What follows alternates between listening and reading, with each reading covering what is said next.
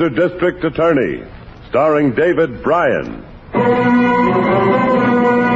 Mr. District Attorney, champion of the people, defender of truth, guardian of our fundamental rights to life, liberty, and the pursuit of happiness.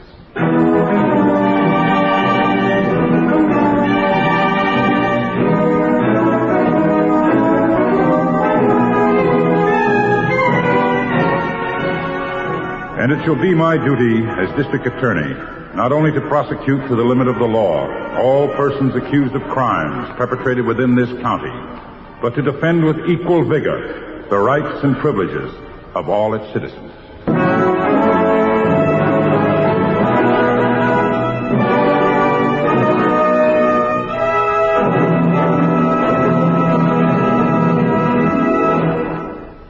This is David Bryan. In a moment, we'll bring you another case from the files of Mr. District Attorney.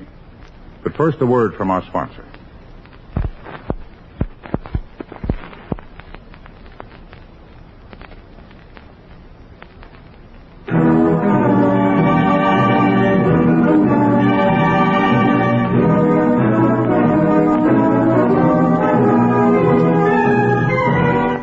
And now, here is our star, David Bryan, as Paul Garrett, Mr. District Attorney.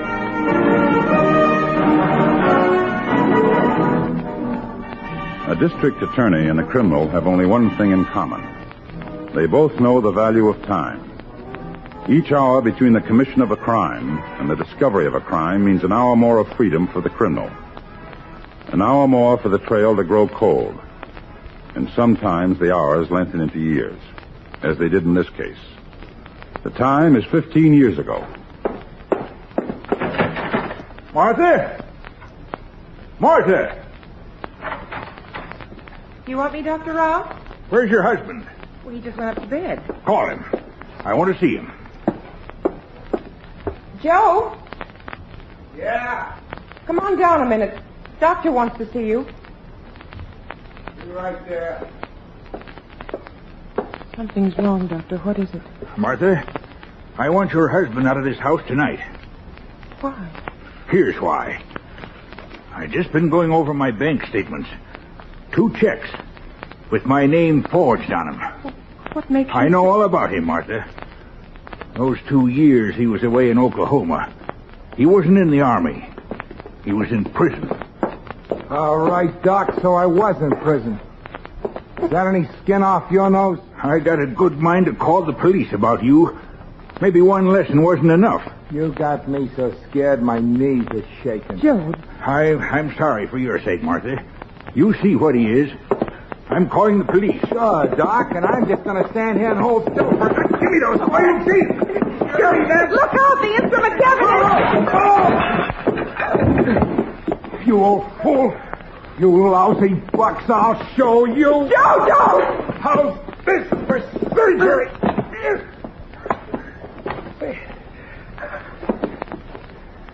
You stabbed him. Killed him, Joe. I'll send you to the electric chair. Shut up! They won't send me any place. Because nobody's going to know, not ever. If I could write his name good enough to fool a bank, I can do it good enough to fool anybody. Stop bawling and grab his feet. What are you going to do, Joe? Gonna take him out someplace and bury him. He was always talking about retiring. Well, now he's retired.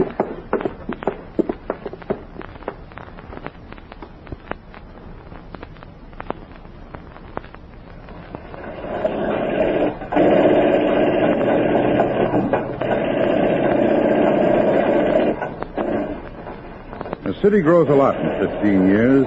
There are more people, new skyscrapers and schools and apartment buildings. The suburbs stretch out, and the vacant lots give way to rows of neat new houses.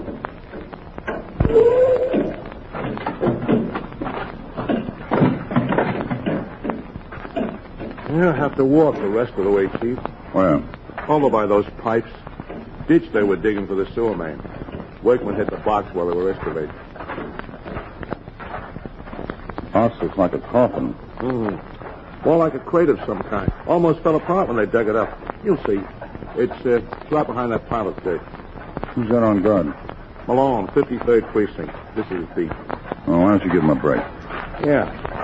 Take 5, Malone. Get yourself some chow. Oh, there it is. Watch the mud here. Yeah. Been dead a long time, Harrington. Yeah, maybe too long, Chief. Chances are we'll never even find out who he was. No less who killed him. If he was killed. It's a homicide, all right. You get the medical examiner's report already? No, but look at this. Yeah. Broken scalpel blade. He wouldn't have been buried with that unless it happened to be in his body. Sure. That figures. With what? The medical examiner said there were 2 vertebrae chips in the spine. Might have been made by the scalpel if he was stabbed. That didn't mean he was stabbed in the back. That's all the examiner noticed? That's all I heard him mention. Nothing to help us with the identification. No dental work. No, not even a filling. Teeth must have been present. What about the box? It'll be taken into the crime lab. Badly rotted, though. Yes. It must have been pretty solid and expensive freight when it was new. Probably used for shipping a piece of machinery. We can find out what kind of machinery. Might tell us where the crate came from. Maybe. We already know one thing it was used for. A coffin.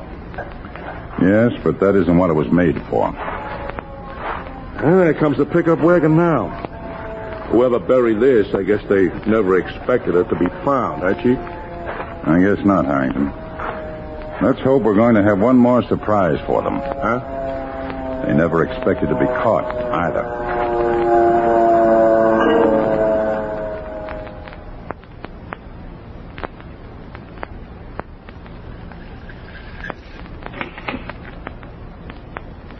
She's out of focus, Mueller. Turn it a little. Good. That's got it. Now let's have the other slide. Line them up slowly. Hold it. Now that's it, all right. Trace elements match perfectly. Type up the report and I'll sign it. If we... Hello, Sam. Oh, hello, Harrington. Mr. Garrett. Go ahead, Mueller. What's that? Matching broken headlight glass. Hit and run case. I suppose you're on my neck about that box again. Well, it's been 5 days, Sam. I know. The box was hard to restore, but this morning I think I got something. What? I'll know for sure in a few minutes. As soon as we get an answer to a teletype I put out. What do you think was in that box originally? Well, that's what I'm hoping to find out. It was a stumper, but from the size, shape, construction, and kind of wood used, everything points to an X-ray machine. X-ray? Yeah. That fit anything? Very strongly. The medical examiner says the murder weapon was a doctor's scalpel found in the box. Let's go into the teletype room, see if they've got anything yet. Who did you request information from? Police chiefs in a few cities where X-ray equipment is manufactured. It's a long shot, but we were able to restore part of a number stenciled on the crate. Ink soaked in pretty deep. It showed up under ultraviolet after we treated it. Think it might have been an invoice or a shipping number? We can hope so. There was a code letter, too. We couldn't quite make it out. Maybe the numbers were enough. Here we are. Anything on that crate yet, Kling? I can't hear you. He's pointing to that clipboard on the wall. Thanks. This is it, all right, Mr. Garrett. Only shipment to your city bearing code number you supplied was for a machine sent prepared to Dr. William W. Rowe, 949 Willow Drive. That help, Mr. Garrett? It might. Plenty. Let's see the rest of that, Harrington. Yeah? Machine number X42L773. Service and Parts Department records show ownership transferred to Dr. Arnold Marks, Philadelphia. Almost 15 years ago. Looks like this Dr. Rowe is our man, Chief. Yes, if we can find him. We can try the address. Might still be there. I don't think so. The doctor doesn't buy an expensive X-ray machine and sell it in less than 3 months unless he's making a sudden move. You'd better get out there, though, Harrington. Check the neighborhood. I want a complete report in my office tomorrow morning.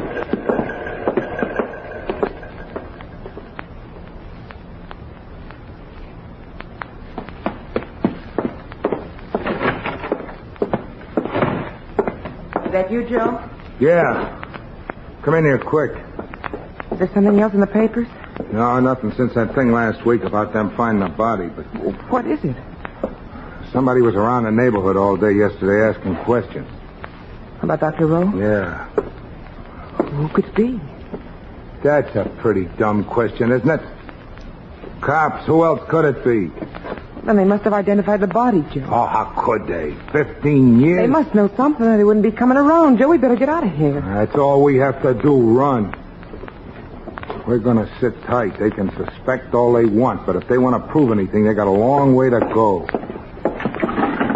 What are you looking for? A gun. Where'd I put it? Joe, no, please. Let go. What good's a gun gonna do you? It can only get you more trouble, more killing. Listen to me. You shut up and listen to me. I'm going to brazen this thing out, and so are you, as far as we can. Took a lot of thinking and planning and work to get us this place and everything we got. I ain't going to run off and leave it until I have to. But if I do have to, I'm going to make sure I can handle anybody who tries to stand in my way. In the bottom drawer, under the tablecloth. A box of bullets down in the basement. Get them. Bring some oil on the cleaning rack. Did you hear me? Martha. If they come here, baby, you better watch your nerves. Because if you break, if you give me away, I'm going to have to use this. And I may use it on you first. You understand? Yeah, I understand.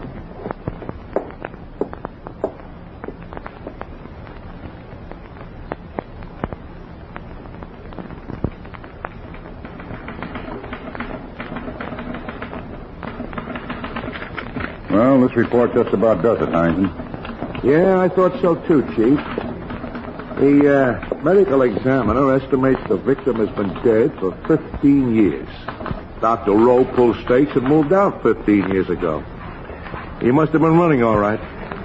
Sold his house and furnishings to his housekeeper and her husband, eh? Did you see them? Well, I thought you'd want to talk to him yourself. The mail carrier on the route said they used to get letters from the doctor once in a while after he disappeared. I wish we knew who the victim was. Funny that Dr. Rowe could kill a man and get away so clean. No missing persons report filed about the same time. Somebody who might have been the victim. No, not a wanted bulletin. Not that it's going to do much good. Why not? Figure it out, Chief. The doc was about 60 years old. If he isn't dead by now... He'll be 75. Miss Miller. Yes, sir? Take the statistics on Dr. Rowe from this report of Harrington's. Have the police put out an all-points bulletin for his arrest. How shall I list the charge? Murder.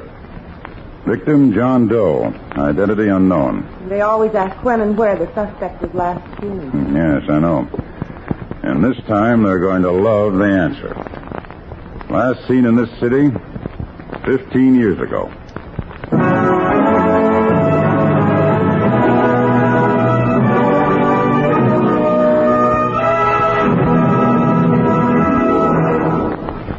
This is David Bryan. Before we continue with Mr. District Attorney, here's an important message I'd like you to hear.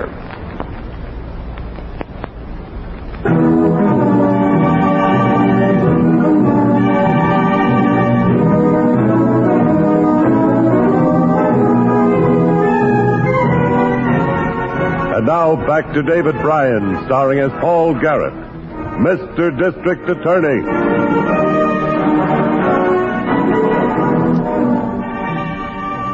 15 years between the commission of a murder and the discovery of it. Our chances of identifying the victim seemed almost hopeless. And our chances of apprehending the killer seemed even more hopeless. Dr. Rowe's picture was on the front page of every afternoon newspaper. But even if he weren't dead, a man can change a lot in 15 years. Only 2 people might be able to tell us where he was. In the entire world, only 2 people. See? You see what I tell you, Martha? How's that for a hot one?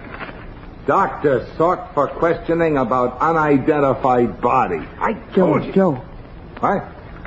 outside there's a car stopping. Let me see. Two men looking at the house number. Could they be police? Oh, big one looks too well dressed.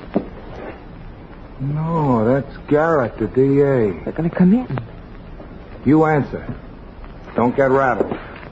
Where are you going? The incinerator. Ditch the newspaper. We don't know from nothing. Go ahead, let them in. All right.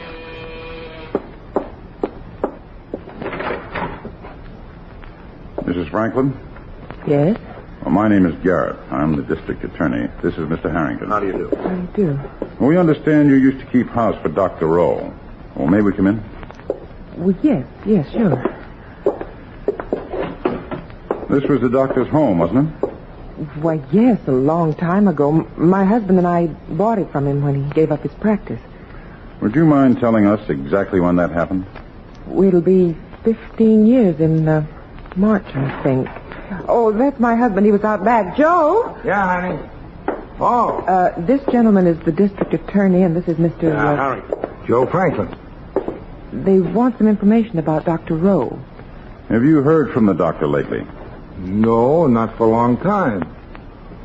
Well, I guess it's 6 or 7 years since we had a letter, isn't it, Martha? Yes, that's about right. I don't suppose by any chance you kept any of his old letters. No, I just threw them out. Well, where was he living the last time you heard from him?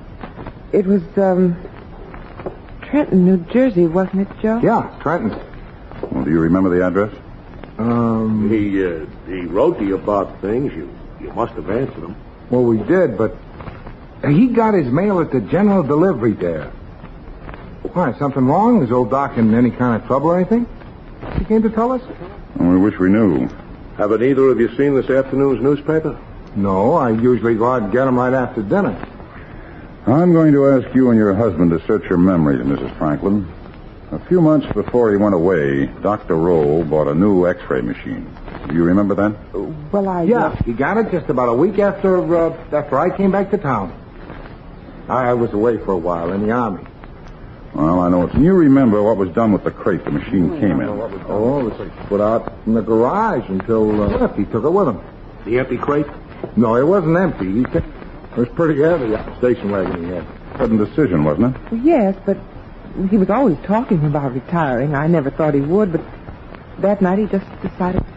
I'm going to be very honest with you, Mr. Franklin. When you helped to load that crate, I don't think you were loading medical. It contained a dead body. Body? What? Did the doctor have any enemy trouble with any visitor the night he decided to leave? Patience, Yes, there was. Arguing with somebody in his office when we were You stopping. know who it was? No, the door to his office was closed. Must have been an hour or two later he woke us up and said he'd made up his mind to clear out. Whoever was with him was gone by then. Gone into that X-ray crate, if you ask me, Chief. Yes. Oh, incidentally, what happened to all the doctor's equipment? He couldn't have taken it all with him. No, I shipped it off to some other doctor he sold it to. When? Not long after he left. He said he'd be selling the stuff. Then he sent me a letter telling me where to send it. I don't remember the name of the other doctor. Well, that's all right. We do. Well, thank you for your help. Come on, Harrington. Right. Goodbye, folks. Good night.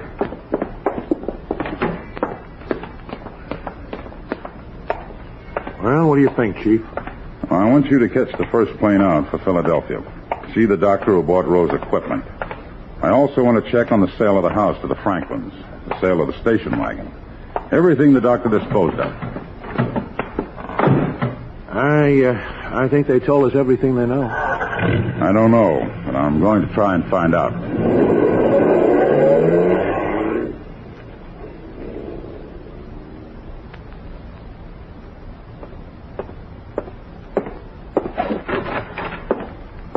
Good morning, Miss Miller. Good morning, Mr. Garrett. Any word from Harrington? He called from the airport about 20 minutes ago. He's on his way in now. And there's a Mrs. Kibble waiting to see you. She's in your office. Did she say what she wants? It's about the Dr. Rowe case. She used to work for him before the Franklin. I'll see her right away. Oh, there's a few other things, Mr. Garrett. These records you wanted from the Motor Vehicle Bureau and the County Recorder's Office, They cover the sale of Dr. Rowe's house and car? Yes, sir. All right, take these papers down to the lab. Give them to Sam Jacobs. Tell him I want a comparison of the signatures on these documents with any signatures of Dr. Rowe made before the doctor's disappearance. Probably be able to get them from the state medical license application. Yes, sir.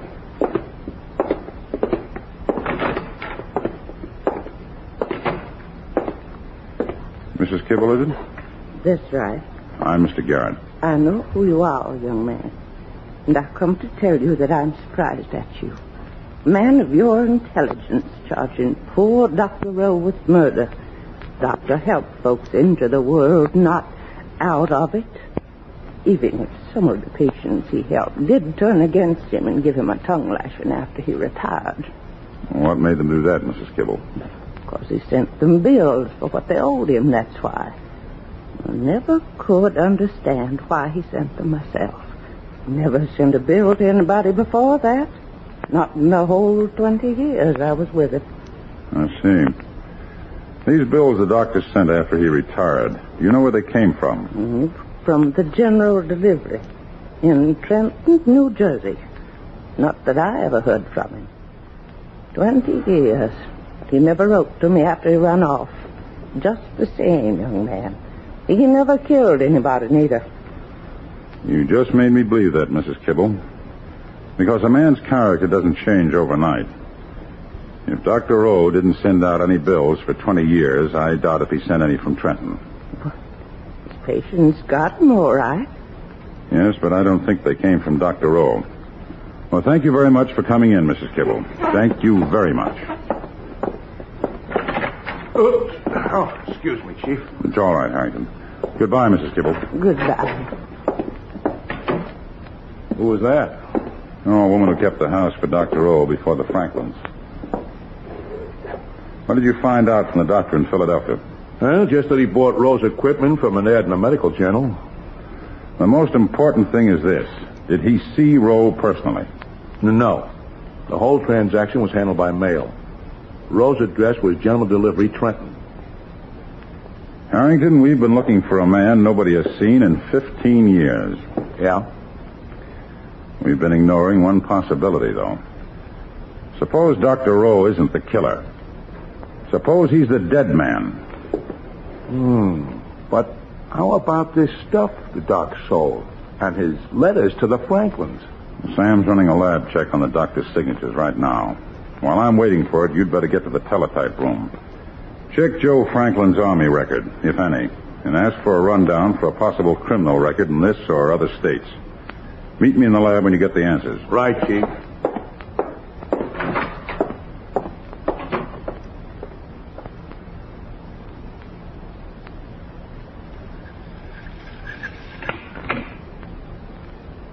Here are the enlargements, Mr. Garrett. The signature on top is a blow-up of Dr. Rowe's signature in a letter he sent to the AMA 6 months before he disappeared. The bottom signature is the one closing the sale of his house after he disappeared. Well, what do you think? They look the same to me. The bottom signature is an excellent forgery. Quite a bit heavier in the flourish under the... Chief? Yes, Harrington. I got a rundown on Franklin from Washington. If he was ever in the Army, they don't know about it. He's done time in the Oklahoma State Pen, though. On what charge? Just what you were looking for, Chief. Forgery. Use your phone, Sam. Help yourself, Mr. Garrett.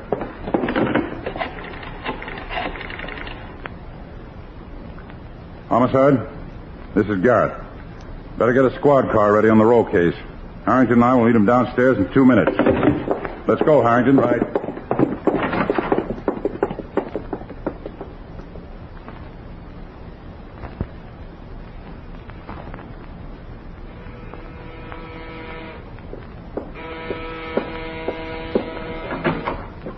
Yes?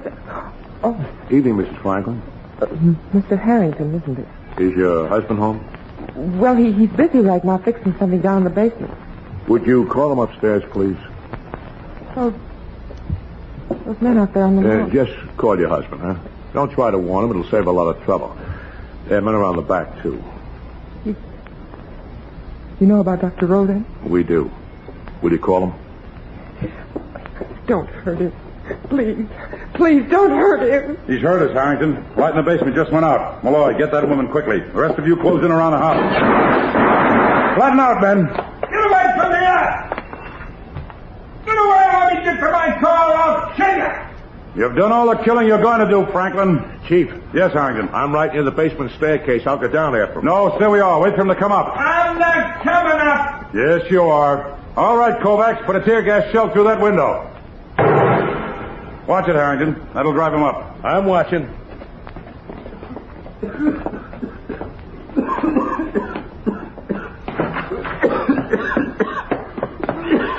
All right, Joe. Throw the gun down. Oh, Lord. Come on.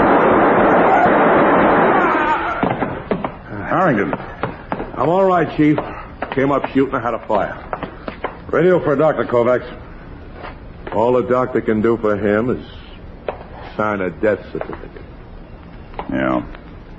Actually, though, he signed his own death certificate. Huh? He signed it the first time he forged Dr. Rowe's signature.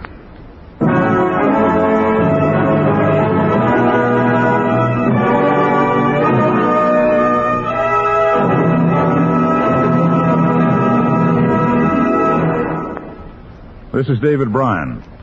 I hope you enjoyed this case from the files of Mr. District Attorney. I'll be back in just a moment after this message from our sponsor.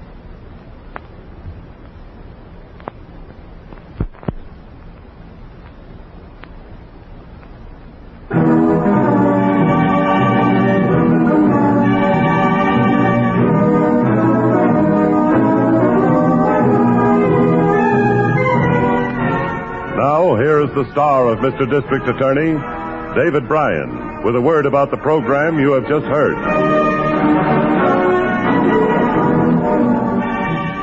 The span of time covered by this case proves again that there is no such thing as the perfect crime, and that no criminal can ever sleep peacefully. Joe Franklin died resisting arrest. His wife, Martha, entered a plea of guilty to a charge of manslaughter and is now serving sentence. This is David Bryan inviting you to join us when we present our next case based on the facts of crime from the file of Mr. District Attorney. Mr. District Attorney was originated by Phillips H. Lord.